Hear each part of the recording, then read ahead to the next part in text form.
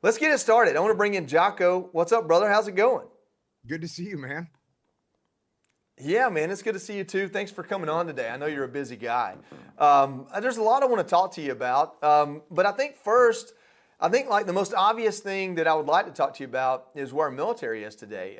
My friend, and I think you know him pretty well, Pete Hegseth, is Secretary of Defense, which is kind of weird because really he's like our peer in war, and he's the top guy now. And I worked with him at Fox, but just to know that there's a lower mid-level infantry officer making these decisions. Look at recruitment, man. It is through the roof. I think we've got some assets here to show just about that. We've got this tweet here from Mark Wayne Mullen, the senator. It says, U.S. Army, Navy, Air Force, Space Force have all reached their recruitment goals months in advance. What do you think about that? Do you think that's because of Pete and the kind of the mindset he's brought in? I think it's because of Pete. I think it's because of the administration at large. And I'll tell you what, when people ask me about this, I like to tell people that I didn't become a ballerina, Joey. You know, when I was a little kid and I was walking around, I didn't have any urge to become a ballerina. I had an urge to carry a machine gun. And so when I saw recruiting videos or recruiting posters and they showed Marines or soldiers or frogmen with machine guns, I looked at the picture and said, oh yeah, that's cool. That's what I want to do. Sign me up. Sign me up. I see a guy with a machine gun. That's what I want to do. I'm a kid, 14, 15, 16, 17 years old when I finally enlisted. And, for a while, some of the recruiting that was happening was not geared toward young men that wanted to carry machine guns. It was targeting, I don't even know what it was targeting. But if I would have been 17 years old and I would have seen some of these recruiting posters or recruiting advertisements that I saw in the previous administration, I don't know if I would have joined. And the only thing I ever wanted to do since I can remember wanting to do anything was put on a camouflage uniform, paint my face with cami paint, and carry a machine gun.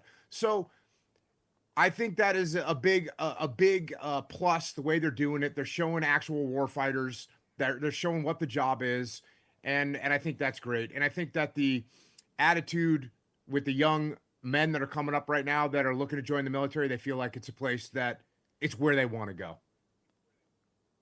No, you're right. Yeah, I love that you're talking about your experience being recruited because I know you're a little bit older than me. So your recruitment was, I would presume, was probably late 90s, early 2000s. Is that when you joined around that time frame? Hey, bro, I appreciate it. I joined. I signed the paper in 1989, but I didn't leave until, I guess it was 1990. I left September 13th, 1990. That's what that.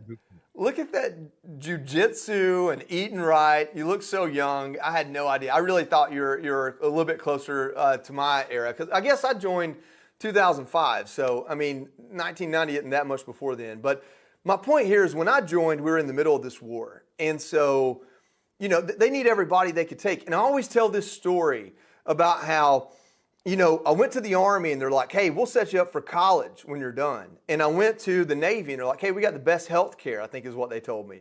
And you'll have, you'll probably rate to have health care for the rest of your life. And I went to the Air Force and they're like, hey, we'll teach you a skill set, a job that you can use when you get out. And I went to the Marine Corps and they go, well, I don't think you have what it takes to be one of us, but you're welcome to try. And the reason why I say that is not to be disparaging to those other services because like Navy SEALs haven't changed their recruiting and Army Rangers haven't changed their recruiting, but those big services, 500,000 people, they did go through some struggles. But the Marine Corps stayed pretty consistent. And it's this idea that maybe the key to it the whole time was come do this challenge, not this is what we'll do for you. Yeah. And what kind of person would you want to be next to you in combat? Would you want someone that signed up because they wanted to get their college paid for, or they wanted free health care? No, you want somebody that by your side in combat that is doing that job because that's what they want to do. So I think that's a huge difference. And I think it's just a mob mentality. When you start seeing those kind of people are joining up, people that see those people that are joining up say, yep, I'm going to. I love it, man. I love to see it. I like for Pete to get some credit, President Trump to get credit, but honestly, just for our country. I think it's good for our culture. We talk about in this country how, we used to say this joke when I was in combat, like, man, Israel would have won this war in 6 days because, we knew our history. And it's like, this idea that that's a country where you have mandated mandatory military service, and that service looks different. It's not like it is here. You're not necessarily carrying a rifle for 2 years, but you have to serve your country. And it's like, we don't do that here. Maybe it's a good thing, maybe it isn't. But it is a good thing when people want to serve their country. It is a good thing when we can hit our numbers, when we have enough of this cell phone generation that want to go serve and sacrifice. Yeah, and I think, you can see this is stuff that's coming directly from Secretary Hegseth. Some of the things that he's doing where, the downsizing of the flag officers. Look, you kind of have to be an insider to know what that means. You kind of have to understand the military. Yeah. But that trickles down. The kind of getting rid of some of these programs that are not focused on warfighting. When someone that wants to serve their country in a military category recognizes that they're going to be focused on lethality, that's what they want to do. So I think that's been really good. I think the whole DEI thing was just a huge distraction. And I think that people that are joining the military, they don't want to be worried about that kind of thing. They want to worry about fighting wars. So I think all those little changes that have been made, and plus, let's face it, the secretary is a really good communicator. He's just a charismatic guy, and I think people like to see that as well. Did you see his drone commercial? He did. He is a good communicator, and he's my buddy, and I love him to death. But the drone commercial was kind of funny. Did you see it? I haven't seen it. No. It's very TV-like. It's a lot of fun. You could tell he was having fun with it, and I was like, I don't know. This is either badass or cheesy as all get out, and I think it was kind of both, which is awesome because he also leaves himself vulnerable. Like, he goes out and works out with these guys. Chances are he's not the fastest runner, and he's probably not doing the most pull-ups, and it's like he's also willing to let them see he's a dude. And maybe that's good, maybe it isn't, but I like it. No, I think it's great. And that's a good way to earn respect. It's also shows he's a humble guy. Like you said, he's not going to be the fastest runner. He's not going to be able to do the most pull-ups, but he's out there. He's humble enough to get out there with the troops. And that's always inspiring. Even when I was a young enlisted SEAL, when we would have one of our senior officers come out and actually participate in the evolution, whether it was parachuting, whether it was fast roping, whether it was diving, to see them get out there and get in the mix with us was always inspiring. And it allowed us to give some respect to these people. And I had other commanding officers where you'd never see them in the field. And of course, when that happens, respect goes down. So to see the secretary out there doing PT early morning, I think it's outstanding. Well, there's some other new stuff I want to talk to you about, but I mean, your bread and butter is leadership and a warrior ethos. And you really spread that message both on, in a corporate level and down on a basic, hey, listen to the Jocko podcast level. Let's talk about that for a minute, that leadership element. Because, okay, if a general wants to come down and do PT with us, there's a right way and a wrong way, right? There's the way that's get out of the way and let him do his thing. And then there's let him come in and be one of us for this PT element or exercise, whatever it is. And when you see Pete, he's not out there saying, hey, we're going to run real slow so we have a bunch of cameras. It's hey, I'm going to go do whatever it is you were planning to do. And if I can do it, I will. And it's speak to the difference there in that leadership element. Does that make sense? Yeah, and the other huge piece is, and I'm sure you could imagine this. Oh, we got the Commodore coming down, or we got the Colonel coming down. We're going to get to the parade field early, and we're going to clean everything. We're going to paint the rocks, and we're going to sweep up, and it turns into a big chore. And by the way, we're going to inspect your haircuts and your uniforms because the skipper's coming down. If that's the environment that you're creating a fake environment where when you show up, everything's been, they put makeup and put lipstick on the pig. Obviously, that's not good. And you can tell even by watching these videos. Look, I'm sure they square stuff away, but you can tell that they're doing what their standard PT is. They're doing kind of their normal protocol, and he gets to see what it's like on the front line. So I think the way he's doing it, again, it appears to me, look, I'm sure there's maybe a bunch of trash sitting around. They're going to make sure that things are clean, but you can tell that it's not overly staged, that he's not there and people aren't being driven to do a bunch of extra work because he's showing up.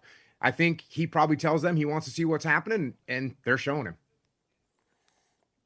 What makes a good leader? What is a good leader? If people are listening, chances are the majority of people listening and watching aren't in the military. Most of them aren't veterans. But I think leadership's important in your family, in your community, in your church, in your job. The Marine Corps has all kinds of wisdom on leadership, but I want to hear from you. What is a good leader?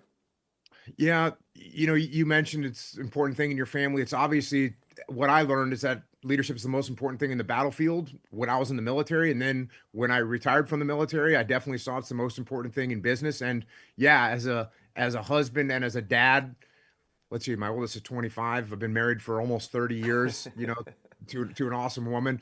Um, but leadership is the most important thing there as well. And if you were to ask me, of course, I talk about what the most important characteristic of a leader is, and that the most important characteristic of a leader is to be humble and to make sure that you have an open mind and make sure you listen to other people. But then if you take it one step further, really what we think about when we think about a leader is someone that cares about their people, right? And I'm sure you had leaders in the Marine Corps that didn't care about you. And maybe they pretended, maybe they put on a face, but you don't want to work for that guy. But when you have a leader that's truly Yeah. concerned about you and wants to take care of you and the rest of the people on the team, that's the leader that we respect and that we want to work for. So taking care of your people and listen, it can be very difficult in the military and business. There's times where you as a leader are going to put your troops at risk to accomplish the mission. And of course, you have to do everything you can to mitigate that risk. You've got to try and figure out ways to accomplish the mission where you put the least amount of risk to the force. But at the end of the day, you are at some times going to put your troops in harm's way. There's no two ways about that. And same thing in business. I mean, there's times I work with businesses all around the country, and there's times where a business leader, in order to save a company or allow a company to continue to survive, they have to get rid of people that they care about in order to save the company. And I usually bring up that example of, you hear of World War II where on a Navy ship, they get hit with a torpedo or something, and they have to close various parts of the ship off where now it's going to be flooded, and the people that are in those chambers of the ship are going to die. But the men have to do that in order to save the ship. So yes, there are times where you're going to put your people in harm's way, and there are going to be times that you have to do things that are gonna hurt people. But the underlying tone and the underlying theme of what's driving you as a leader has got to be to take care of the people. And so I think that's the most important thing. We saw that again when I had great leaders that I worked for. The primary thing that when I think back and remember what they were like is that they cared about us. And when I think about the bad leaders, it's not even that they didn't care about us, it's that they cared about themselves more than they cared about us. And that was just incredibly revealing. You can't fool a young Marine or a young SEAL or a young soldier No. in pretending that you care about them. They see through all that and they recognize what's happening. So you want to be a good leader, take care of your people. I always think that like the worst leader, you're right. The worst leader is somebody who doesn't care enough to lead. But then it's also those that want to please everybody, because then the tail ends up wagging the dog, right? Like they change course. They're not consistent because they just want everybody to be happy. Yeah, that's not going to work out well. And what's interesting about that is, and you know this from the military, you say the tail wagging the dog. Well, when the leader makes a small decision at the top, that has a huge impact on us guys that are down on the front lines. If they That's right. say, hey, we're going to use boats for the mission tonight, we start prepping boats. It takes us 4 or 5 hours to get our boats ready. And then they say, oh, actually, we're going to use helicopters. Now we got to de-rig our boats. We spend another 4 or 5 hours working, getting that stuff done. And then they go back the other direction. It causes real problems. So yes, inconsistency is certainly problematic.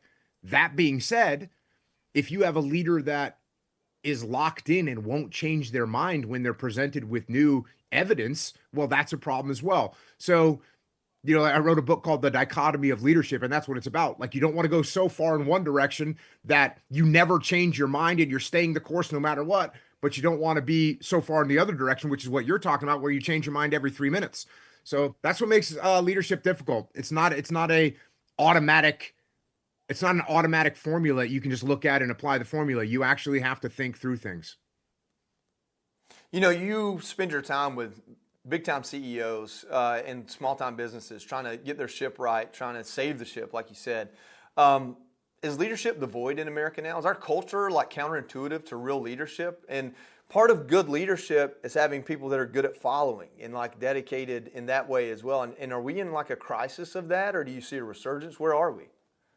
No, I don't see a risk. I don't see any issue. I don't think leadership has changed that much. And I work with companies all over the country and actually internationally as well. And just like in the military, there's good leaders and there's bad leaders. They've existed since the beginning of time, and they'll always be here. You know, one of the examples I like to bring up is pretty much everyone I know has seen the HBO miniseries Band of Brothers. And even back then, Yeah. you had, Captain Sorbell versus what ended up being Major Dick Winters.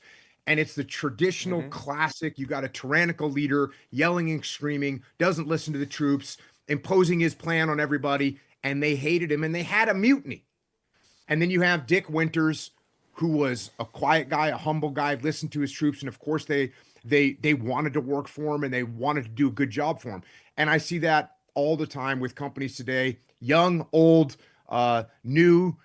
It doesn't matter. The leadership is a skill that people need to learn. Some people are born with a little bit more than others, right? There's some natural attributes that you can have for leadership, just like you can have natural attributes that'll make you a better basketball player. You know, if you're 6'9", you have a little bit of advantage in basketball over someone that's 5'9". But hey, if you're 6'9" and you don't have any basketball skills and you go against someone that's 5'9" and has played basketball his whole life, he's going to beat you. And it's the same thing with leadership. There are definitely some attributes you can be born with that make leadership a little bit easier for you. But if you don't work on those skills, you'll be in the same boat as somebody that has no skills at all. So leadership is a skill. It's always been a skill. And what I see in America today is, there's good leaders and bad leaders, just like there's always been. That's so funny. My buddy Luke Vincent is 5'5", and he was a hell of a Marine.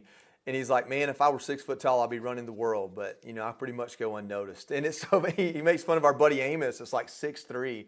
He's like, Amos walks into the room and he just commands respect. And it's just like, he's like, if I had that height, I'd be running the world right now. And it's just funny when you talk about attributes. Sometimes you're born with it, and it's whether or not you do something with it that really defines your character. And so even when you get that like leg up, all pun intended, it's still your decision to go do something with it, And it's when we do have those leaders that come, I'd say Donald Trump's one of them, that come and they answer the call and they don't just go through what could be an easy life. I think we should do a better job at recognizing that.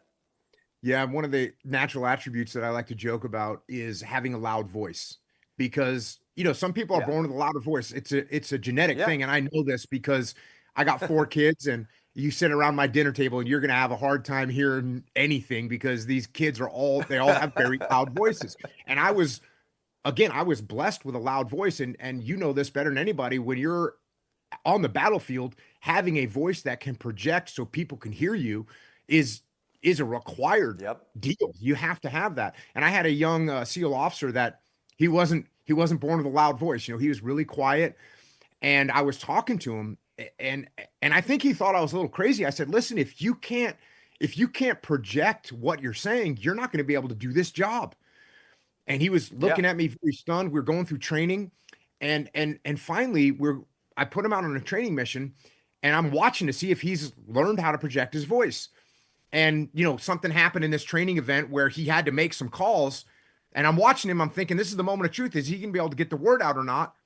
And he grabbed one of his guys, big mouth Bill, and he said, hey, Bill, tell everyone to get into building 47 now. And Bill goes, hey, everyone, get in building 47 now.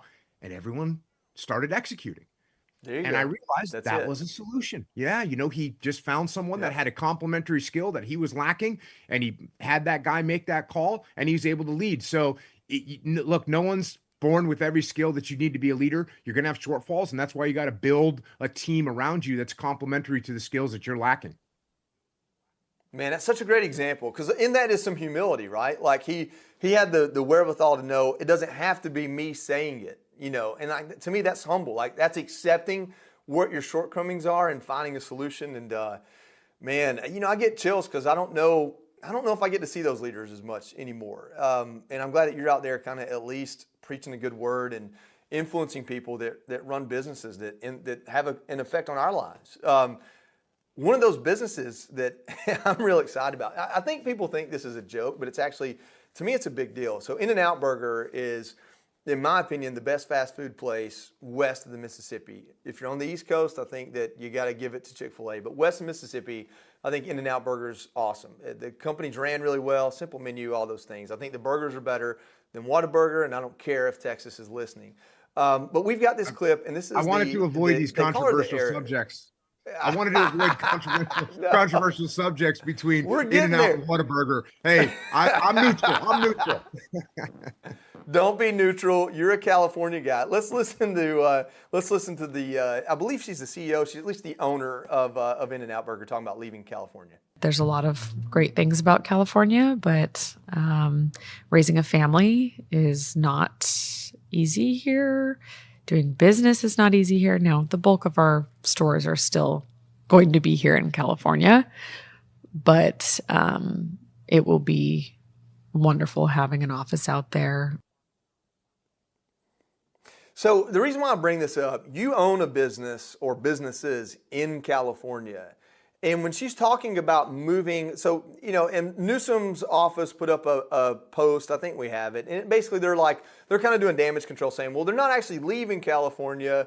They are, what it says, they're not leaving California, they're consolidating what they have in California and moving their second headquarters to Nashville, Tennessee. Okay, fair enough. But she's moving to Tennessee. The way I understand this is she's like, hey, you can't raise a family in California as easily as you can in some of these other places. So the controversy or the real point here is, are people making decisions now maybe based on their home life and what's best for their family instead of just what's good for business? And have you ever felt like you needed to make that decision? Yeah, California is, I mean, as far as a business environment, to run a business in California is extremely difficult. The regulatory environment out here is extremely strict. And I have multiple businesses, and the only one that's actually headquartered in California is I have a gym. I have a mixed martial arts gym called Victory MMA, and it's in San Diego. So there's no getting around that. That's where it is. And it's very difficult to have a business out here. The taxes, the cost, like I said, the regulatory environment, it's very difficult. And look, was it Lindsay Snyder is not the first CEO to take her company and move to a different state, primarily Texas, Tennessee, some of these other states. And there's a reason for that. Yeah. The business environment in California is terrible.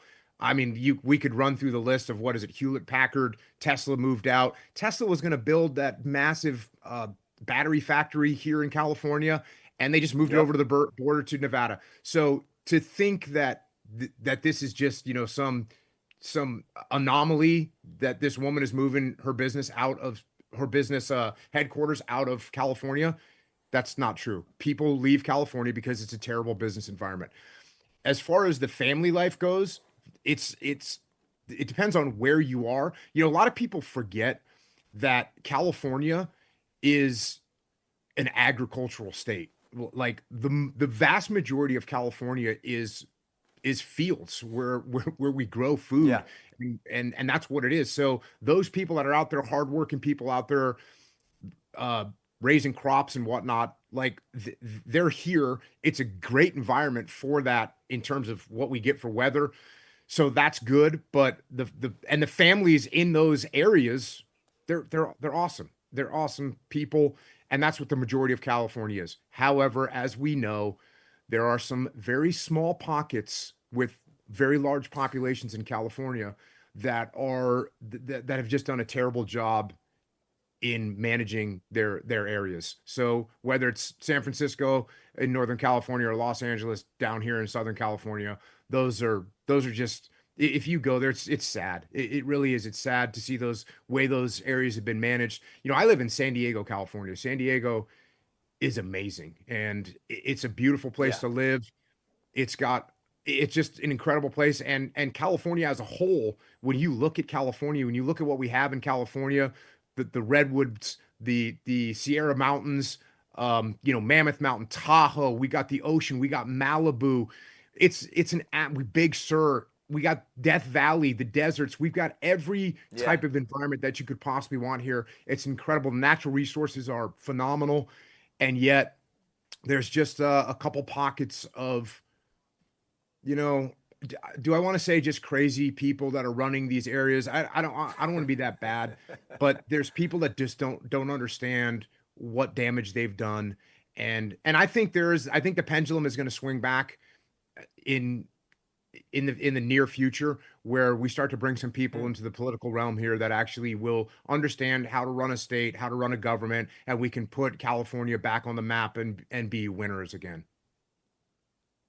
Listen, I'll be the first to tell you, California is probably the most beautiful piece of property God made in this country. I mean, really, it's the only place you can go surfing in the morning and snowboarding in the afternoon. I mean, it's a cool place. Full disclosure, I'm about to take my family on a vacation there. We're going to start in Anaheim and end in Sacramento. We're going to, unfortunately, do like the Disneyland thing, but we're also going to do Sequoia and Yosemite and see some of those things, giant trees and parks and stuff. Man, thanks for joining. What else you got going on? I want people to know more about you. Where can they find you? Where can they listen to you? Where can they get involved with you? Yeah, a bunch of different things going on. As you know, I got Jocko Fuel. We make clean supplements. We make good stuff that's actually good for you. And RFK Jr. did not have to convince us to make stuff that was good for you. We use the best ingredients for our stuff at Jocko Fuel. I have a American-made clothing company, Origin USA. We make all of our clothing, boots, jeans, t-shirts, hoodies. We make it all. Not only do we make it in America, but it is sourced 100% from American-made materials. So check out originusa.com. Wow. Of course, I have a podcast. I just put out my 500th podcast today, and man, we'll see what I'm doing next. I'm kind of looking what I'm gonna do now. So that's where I'm at. That's what I got going on. Your podcast is awesome. I've listened to it for years. I got to check out the Origin USA stuff. I got to check that out. You were gracious enough to have me out there. I've seen your gym, and man, you're a guy's guy, man. I really appreciate you for it. And by the way, how did we not get you out on the podcast for your latest book? That's ridiculous. I apologize. I didn't even see your book until I will not turn it down. Already out. Next time, man, hit me up. You got my number. Hit me up, man. I'll get you a copy in the mail, and you read it and let me know if you want to talk about it. How about that? Awesome, brother. All right, brother. Appreciate you, man. Great to see you, man. Take care.